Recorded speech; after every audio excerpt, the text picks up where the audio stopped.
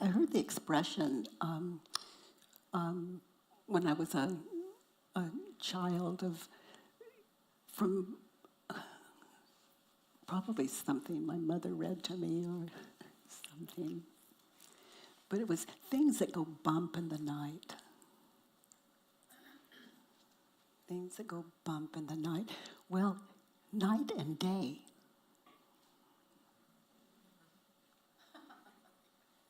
Night and day. Inquiry is for things that go bump in the night. I mean, everything else is working for you. The work is a way to identify the thoughts that cause all the suffering in your life. The thoughts that would move you from your true nature. From an inner understanding that, where the word understanding ceases to be necessary. It's a way to identify the thoughts that go bump in the night and to identify them and put them on paper, to bring them from your mind into the world. On paper, there they are. So from here to here, into this world we believe we're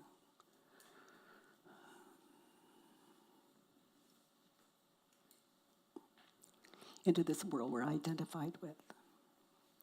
And then once they're on paper, to question them. So the work is a way to identify the thoughts that cause your suffering and a way to question them. And it is so simple that anyone with an open mind can do it. It's meditation. It takes stillness. The mind can go crazy at first when, you identify something that you're thinking that is causing you a disconnect, let's say to your fellow man, family member, anyone. But you identify what you were thinking and believing and watch the mind when you start to write it down. It'll go, oh, I didn't really mean that. I mean, even when it's just you with you, just you alone with yourself. Oh, I didn't really mean that. Oh, I don't believe that. Oh, I don't. I mean, just try to get it down on paper, just the way it's dictated.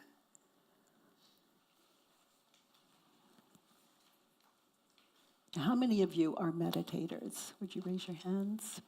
How many of you are not meditators? Would you raise your hands? Well, if you filled in the worksheet, you are now. You are meditating on a moment in time.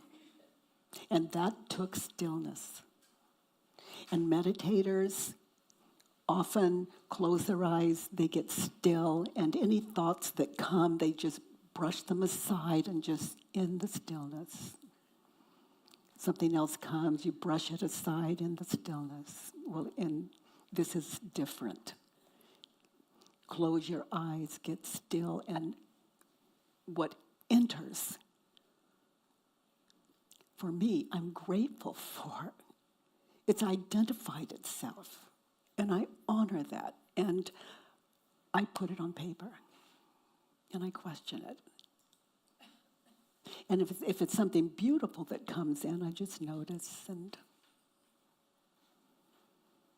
just wait for. It's like this mind is like, show me a problem. Show me a problem. This is the time. This is the place. Every morning, 20, 30 minutes, just show me. It's like something terrible's going to happen. It's like a kiss. It's like, oh, sweetheart, is it true? Are you sure that something terrible's going to happen? And the ego can scream, yes, yes, yes, I'm sure. Okay, I got it. You're sure? Now, can you absolutely know that it's true? Something terrible's going to happen. yeah, well.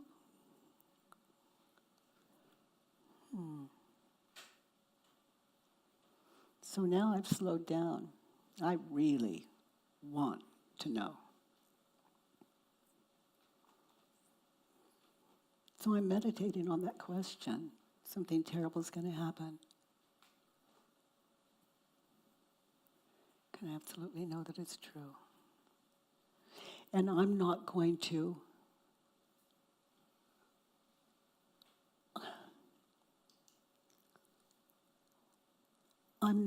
to manipulate the answer.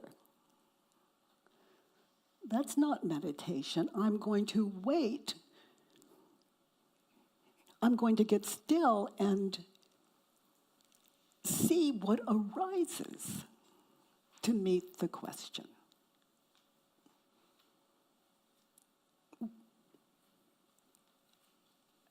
I don't ever have to guess. You don't ever have to guess in this work.